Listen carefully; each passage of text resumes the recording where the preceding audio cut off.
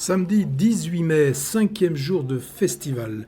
Au programme de cette journée, 4 films de la sélection officielle, mais c'est surtout sur le quatrième de la journée que j'aimerais vous parler. Il s'agit du dernier film de Jacques Audiard, qui avait déjà été couronné par une Palme d'Or avec Dipan. Là, il nous propose, et c'est lui qui le dit, un thriller musical. Alors, qu'est-ce que ce concept?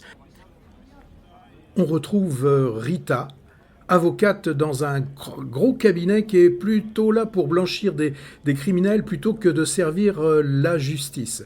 Mais il va se trouver une porte qui va lui être proposée, une porte de sortie et quasiment inespérée.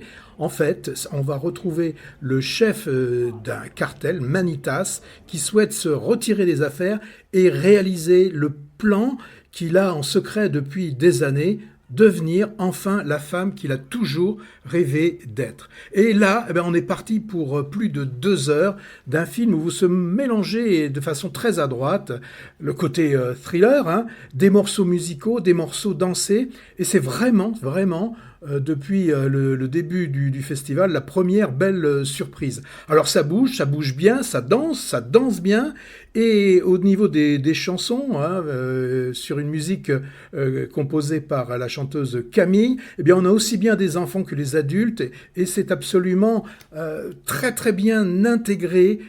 Ces morceaux musicaux sont vraiment très bien intégrés dans le film. Alors le film, il est porté par 3 actrices principales, donc celle qui joue Rita, celle qui va passer de Manitas à Emilia, et aussi celle qui joue son épouse dans le film.